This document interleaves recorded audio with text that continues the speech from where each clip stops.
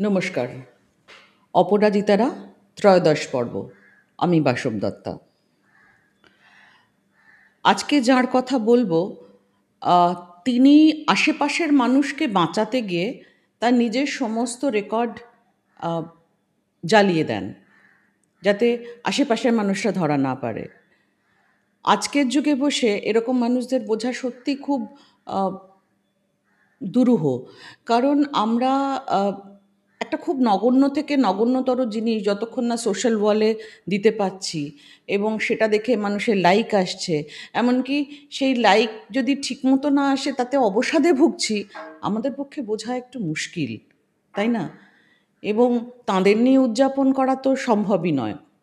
বারবার এই ধরনের কথাগুলো বলি, হয়তো লোকের মনে হয় যে আহ, কেনই বা বলছি আমি এরকম ধরনের কথা বারবার। আসলে আমার নিজের প্রতি ধিক্কার হয়, কারণ আমিও উদযাপন করিনি। আজকে হয়তো পড়তে গিয়ে বারবার মনে পড়ছে তাঁদের কথা। আজকে যার কথা বলবো তার নাম প্রভাবতী দাশগুপ্ত।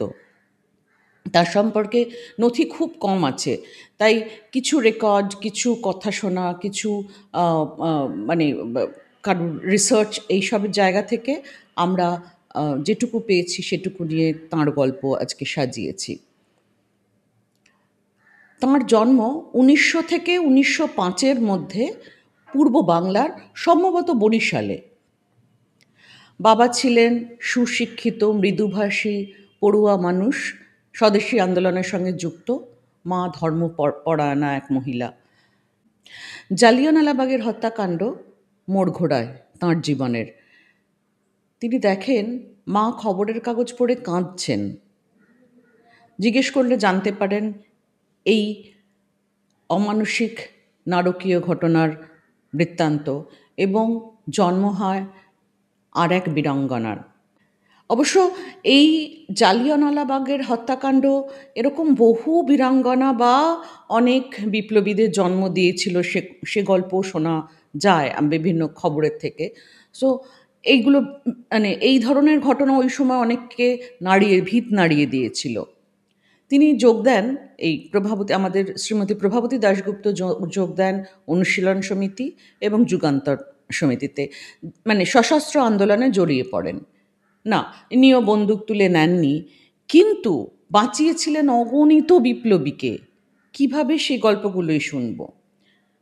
আগে একটা পর্বে শুনেছিলাম এক বিধবা মহিলার সধবা সেজে জেলে গিয়ে খবর বার করে আসার কথা। এখানে ঠিক উল্টো, উল্টো না, ইনি ছিলেন অবিবাহিত এবং আহ, উনি বিধবার বেশ নিয়েছিলেন। কারণ বিধবাদের সাধারণত পুলিশ খুব একটা ধরতেন না সেই সময়। তো উনি কি করতেন, ওই থলের মধ্যে বিভিন্ন কোডেড চিঠি এবং বোমার মশলা, তারপরে বিভিন্ন অস্ত্র কিভাবে ব্যবহার করা হয় সেগুলোর যে সমস্ত নথি নিয়ে উনি ঘুরে বেড়াতেন পুলিশের চোখের সামনে দিয়ে।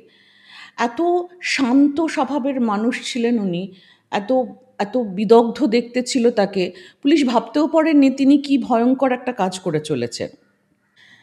এবং শোনা যায় যে উনি চিঠির মধ্যে, উনি কিনা এটা সত্যি কথা জানি না, কিন্তু এই গল্পটা মানে এই কথাগুলো বলার জন্য বলছি, উনি না হলেও আর ওনার মতোই আরও কেউ যেটা তৈরি করেছিলেন সেটা হচ্ছে লেবুর রস দিয়ে ওনারা লিখতেন চিঠির, মানে একটা চিঠির মধ্যে কোডের চিঠি যেভাবে যেত, এবং সেটাকে আগুনের সামনে ধরে ওইটা পড়া হতো যাতে কিছুতেই ব্রিটিশ পুলিশ ধরতে না পারে।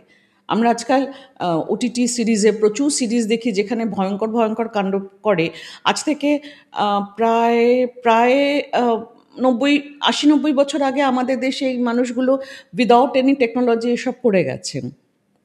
যাই হোক, তো সেরকমই উনি এইভাবেই যাতায়াত করতেন এবং আহ, বহু বহু বহু বিপ্লবীকে শোনা যায় যে, মানে ওনাকে নিয়ে যেটা বলা হতো যে যত না মানুষ পিস্তল দিয়ে বাঁচিয়েছেন, উনি পিস্তল ছাড়া বহু মানুষ বাঁচিয়েছেন। এরকমই আরেকটা ঘটনা। এইবার উনি বেশ নিয়েছেন এক সবজি বিক্রেতা। তো নারায়ণগঞ্জে বোমা পৌঁছে দিতে হবে, পুলিশের কাছেও খবর আছে।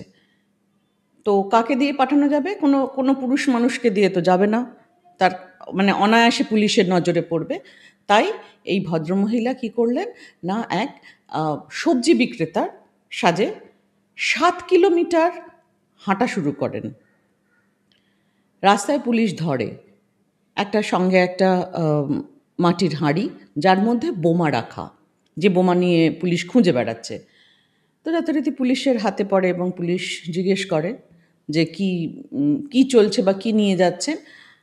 তো খুব হেসে বলে, বাবু একটা মাছ ভেজে দেবো নাকি, মানে বোঝাতে চান বাঁচ আছে।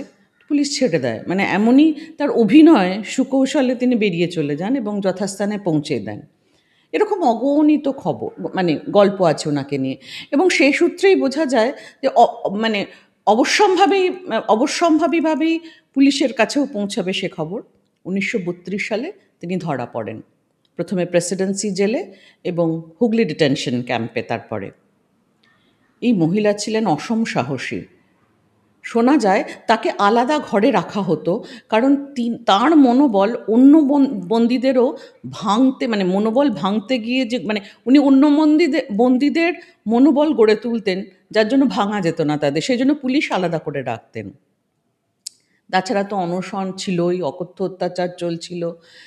একটা গল্পে শোনা যায় যে উনি কি করতেন, ওই ঝাড়ুর যে পিছনের যে বাঁশের অংশটা থাকে, মানে ফুলঝাড়ুর পিছনের বাঁশের অংশটা, ওটা ভেঙে বাঁশি বানিয়েছিলেন। বাঁশি বানিয়ে উনি কী করতেন, যখন রেড হতো, পুলিশের রেড হতো, উনি ওই বাঁশি বাজিয়ে বাকি কারাবন্দীদের সজাগ করে তুলতেন। তো এরকম বন্দী তো ন্যাচারালি, মানে মানুষের, মানে ব্রিটিশ পুলিশের একটা অসম্ভব মাথা ব্যথার কারণ হবে। এই মানুষগুলো শুধু সাহসী না, তার সঙ্গে তীক্ষ্ণ বুদ্ধিসম্পন্ন ছিল, সেজন্য এদের এদের মানে চালনা করা বা এদের ধরা ভীষণ কঠিন ছিল। যাই হোক, তো ইনারও সেই একই গল্প। উনিও 1938 সালে উনি বেরিয়ে আসেন জেল থেকে। তারপরেও থেমে থাকেননি, যদিও তার শরীর শোনা যায় খুবই ভেঙে পড়েছিল। তিনি বাসন্তী দেবীর বাসন্তী দেবীর নারী কর্ম মন্দিরে যোগদান করেন, মেয়েদের সেলাই শেখান, পড়াশুনো শেখান, এবং 1943 সালে, তারপরে 1943 সালে যখন বাংলার মন্বন্তর হয়, তখন উনি ওই রান্নাঘরের ভার নিয়েছিলেন শিয়ালদা এবং হাওড়ায়। কিন্তু যেহেতু উনি সমস্ত নথি জ্বালিয়ে দিয়েছিলেন, তার খুব একটা শেষের দিকে ডিটেলস আর পাওয়া যায় না। সম্ভবত 50-51 সালে তিনি মারা যান কলকাতায় বা বরিশালে, এবং সরকারি রেকর্ডে যেটা আছে সেটা হচ্ছে ডিসঅ্যাপিয়ার ডকুমেন্টস। তো এবং যেটা না বললেই নয়, উনি শেষের দিকে, যেটুকু জানা যায় যে শেষের দিকে উনি বিভিন্ন আত্মীয়ের বাড়িতে গিয়ে থাকতেন, কারণ এক আত্মীয়ের বাড়িতে যদি বেশি দিন থাকতেন তাহলে পুলিশের নজরে পড়তো, কারণ পুলিশ কিন্তু শেষ দিন অবধিও ওনাকে ছাড়েননি। তো উনি বিভিন্ন জায়গায় ঘুরে কাটাতেন, এবং শোনা যায় যারা অনেকেই উনাকে এড়িয়ে যেতেন এই জন্য, যাতে, কারণ উনার সঙ্গে যোগাযোগ হলে পুলিশের নজরে পড়ার সম্ভাবনা ছিল। তো এইটুকুই জানা যায় একে নিয়ে গল্প। এইটুকুই আজকের জন্য রইল। আমার বারবার মনে হয় এরা কেন করেছিলেন, সত্যি আমার কাছে আজও মনে হয় যে কিসের জন্য করেছিলেন তারা। তো তারপরে স্বাধীনতার পরে সেই জীবনও বাঁচেননি, বা জানি না কি হয়েছিল, কেন করেছিলেন। যাই হোক, এটুকুতেই আমাদের আমার সশ্রদ্ধ প্রণাম ওনাদের প্রতি। ওনার জন্যই আজকে আমরা এখানে, ওনাদের প্রত্যেকের জন্যই আজকে আমরা এখানে বসে থাকতে পারি। আমরা যেন কাজে লাগাই, সেটুকুই মানে আমি করতে চাই, বা আমার মনে হয় যেন আমরা অ্যাটলিস্ট ওনাদের এনে দেওয়া স্বাধীনতার যোগ্য উত্তরসূরি হতে পারি। এখনও মানে হওয়ার সম্ভাবনা তো দিনে দিনেই মনে হয় যেন কোথাও পিছিয়ে যাচ্ছে। জানি না আমি এগুলো বড় বড় কথা বলছি কিনা, কিন্তু যেন আমরা করতে পারি। ধন্যবাদ।